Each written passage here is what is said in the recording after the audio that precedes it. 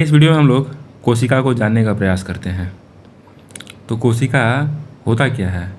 कोशिका हमारे शरीर की एक सबसे छोटी इकाई है और इसको हम लोग इस तरह से समझ सकते हैं, जैसे पूरी बिल्डिंग को खड़ा करने में जिस हिसाब से ईंटों का प्रयोग होता है, उसी हिसाब से हमारे शरीर को बनाने में कोशिका का प्रयोग होता है। तो सबसे पहले कोशिका की खोज रॉबर्ट हुक ने 1665 में किया था। वो एक मृत कोशिका था। उसके बाद कोशिका की खोज 1674 में, यानी कि उसके 11 साल बाद लियोनहॉयक ने किया था।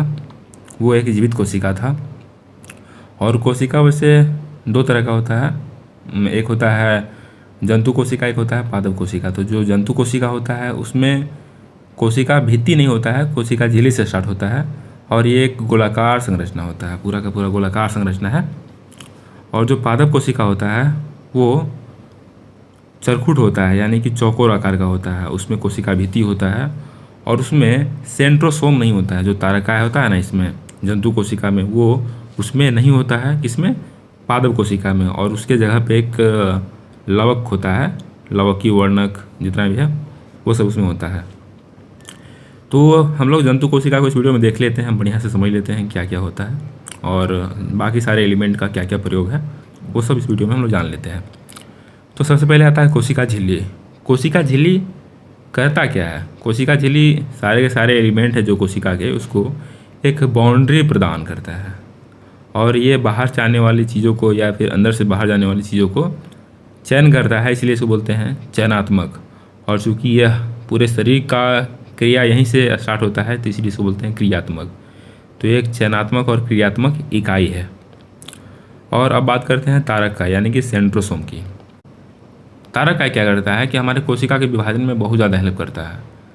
जब कोशिका विभाजन का समय आता है तो जो केंद्रक में क्रोमोसोम होते हैं वो इस तरह से बढ़ जाते हैं और ये जो तारकाय है, तारकाय दोनों ध्रुवों पर एकत्रित हो जाता है, दो ध्रुवों पर, यहाँ पर, जिसमें से 46 क्रोमोसोम को ये वाला जो तारकाय है यहाँ पर खींच लेता है और 46 क्रोमोसोम को इस कोने पर ये वाला तारकाय खींच लेता है। इस तरह से क्या होता है कि यह दो कोशिका में बढ़ जाता है और इस तरह से कोशिका का विभाजन होता है। तो यह तारकाय, ये सेंट्रोसोम सिर्फ और सिर्फ जंतु कोशिका में होता है, पादप कोशिका में नहीं होता है। अब बात करते हैं लाइसोसोम की। तो लाइसोसोम को हम लोग एक ब्राह्मण या फिर साधु महात्मा होता है उस तरह से समझ सकते हैं कि वो जो कमंडल में अपने गंगा यमुना जो भी जल लेके रखते हैं और किसी को श्राप देते हैं कि तुम भस्म हो जाओ, जिस पर छिड़केंगे वो भस्म हो जाएगा। उसी तरह से इसमें भी होता है कि ये जो लाइसोसोम है इसमें जल अपघट्य होता है। ये जिस भी एलिमेंट पर छिड़केंगे तो वो एलिमेंट भस्म हो जाएगा। और अगर बहुत सारा इकाई खराब हो गया है, कोशिका में काम करना बंद कर देता है, तो ये खुद फट जाता है, यानी कि पूरा का पूरा इसमें जो जल अपघट्य होता है पूरा कोशिका में भर जाता है, जिसके थ्रू ये पूरा का पूरा कोशिका बर्बाद हो जाता है। इसलिए इसको बोलते हैं आत्महत्या की थैली, यानी कि हम तो मरेंगे सनम, तुम्हें भी ले डूबेंगे। और ये राइबोसोम है। राइबोसोम को जानने से पहले हम लोग अंतःप्रदवी जालिका को समझ लेते हैं। अंतःप्रदवी जालिका क्या होता है? तो ये जो कोशिका झिल्ली है, ये जो केंद्रक है, यहाँ से दोनों को एक दृढ़ संरचना प्रदान करता है, जैसे हड्डी कंकाल तंत्र का प्रयोग करता है उसी तरह से ये काम करता है। तो ये हार्ड संरचना प्रोवाइड करता है। और अंतःप्रदवी जालिका दो प्रकार का होता है, एक होता है खुरदरी, एक होता है चिकनी। तो जो खुरदरी अंतःप्रदवी जालिका होता है वो उस पर एक कुछ चिपका हुआ पदार्थ होता है, जैसे कि राइबोसोम। तो जो लोग तेल लगाते हैं उसकी सतह, उनका जो स्किन है वो चिकना हो जाता है। इसलिए चिकनी अंतःप्रदवी जालिका वसा का और कार्बोहाइड्रेट का संश्लेषण करता है, इसलिए होता है चिकनी अंतःप्रदवी जालिका। और जो लोग तेल नहीं लगाते उनका जो शरीर है वो कुछ अजीब सा दिखने लगता है, यानी कि रुखरा रुखरा खुरदरी दिखने लगता है। तो जो खुरदरा भाग होता है ना, तो वही हो जाता है राइबोसोम। तो ये जो ऊपर में संरचना दिख रहा है आपको, ये खुदरा टाइप का, तो ये क्या है? राइबोसोम। और राइबोसोम होता है दो प्रकार का, एक होता है 70 इस प्रकार का, एक होता है 80 इस प्रकार का। जो 70 इस प्रकार का होता है अविकसित कोशिकाएँ, यानी कि प्रोकैरियोटिक कोशिका उसमें होता है। और जो 80 इस प्रकार का कोशिका होता है वो बड़े कोशिका, यानी कि हम लोग वाला कोशिका यूकैरियोटिक कोशिका में होता है। ये हो गया राइबोसोम का बात। अब जानते हैं माइटोकॉन्ड्रिया का। तो माइटोकॉन्ड्रिया को हम लोग पावर हाउस समझते हैं और पावर हाउस का काम क्या है, ऊर्जा का निर्माण करता है शरीर में। तो ये जो माइटोकॉन्ड्रिया दिख रहा है, इसमें जो ऐसा उंगली नुमा संरचना दिख रहा है उसको बोलते हैं हम लोग क्रिस्टी।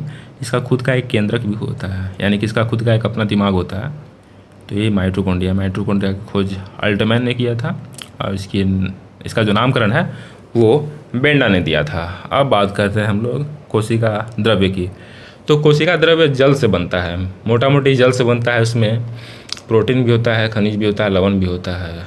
ये सब जल अपघट्य इसमें मिले हुए रहते हैं। और कोशिका द्रव्य का काम क्या है, तो समझ सकते हैं कि हम लोग जैसे समुद्र में या फिर जल में जिस तरह से मछलियाँ रहती हैं, मछलियों को जाने आने के लिए एक माध्यम की आवश्यकता होती है, उसी तरह से यहाँ पर क्या होता है कि कोशिका द्रव्य सारे एलिमेंट को अपने जगह पे अस्थायी रूप से फिक्स कर देता है। अब बात करते हैं हम लोग केंद्रक की। तो केंद्रक क्या है, कोशिका का दिमाग। और इसके अंदर में सारे चीज़ होते हैं, जैसे कि जीन हो गया, डीएनए हो गया, सारा चीज़ यहीं पर होता है अंदर में ही। और कोशिका का जो सारा पार्टिकल है उसको अपने अनुसार काम करवाता है, किसको कब क्या करना है, कोशिका का विभाजन करना है कि नहीं करना है ये डिसाइड करेगा, ऊर्जा बनाना है कि नहीं बनाना है ये डिसाइड करेगा, और किसको कहाँ खाना पहुंचाना है नहीं पहुंचाना है, किसको मैसेज देना नहीं देना है, सारा काम ये करेगा। तो इसलिए इसको बोलते हैं कोशिका का दिमाग।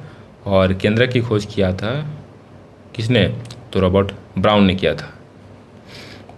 अब बात करते हैं केंद्रक की झिल्ली का। केंद्रक की झिल्ली क्या है, तो जो कोशिका झिल्ली है और केंद्रक है, दोनों के बीच में एक बाउंड्री का प्रयोग करते हैं, उसी को बोलते हैं केंद्रीय झिल्ली। ये अंदर का जो लिक्विड है यानी कि केंद्रिका द्रव्य, उसको कोशिका द्रव्य से मिक्स होने के लिए रोकता है, दोनों के बीच बाउंड्री प्रदान करता है। अब है गोल्जी उपकरण, यानी कि गोल्जी का है। गोल्जी का क्या करता है कि जो भी खाना बना हुआ है माइटोकॉन्ड्रिया में, उसको यहाँ से ले करके निकाल के जाएगा, अपना पहुँचाएगा जहाँ तहाँ। तो इसलिए इसको बोलते हैं कोशिका का यातायात, या फिर यातायात ही उसको बोलते हैं। तो इस तरह से हमने कोशिका को शॉर्ट में समझा है। यही अगर पादप कोशिका होता तो उसमें क्या होता कि एक अलग से लवक यहाँ पर एलिमेंट होता। तो वो क्या करता कि 3 प्रकार का लवक होता है, हरित लवक, वर्णिल लवक और अवर्णिल लवक। हरित लवक जानते ही हैं कि भोजन का निर्माण करता है, वर्णिल लवक रंगों को प्रदान करता है, अवर्णिल लवक ये स्टोरेज करता है फूड को। और उसमें एक बाहर से एलिमेंट होता है यहाँ पर कोशिका भित्ति वाला। तो जो कोशिका भित्ति होता है वो सेलुलोज का बना होता है, किसमें, पादप में, और कवक में काइटिन का बना होता है। तो इस तरह से हम लोग कोशिका को दोनों वे में समझ सकते हैं। तो मैंने प्रयास किया कि बहुत शॉर्ट में समझाने का, हालांकि बहुत छूट गया है। अगली वीडियो में प्रयास करूँगा कि और बेहतर करने का।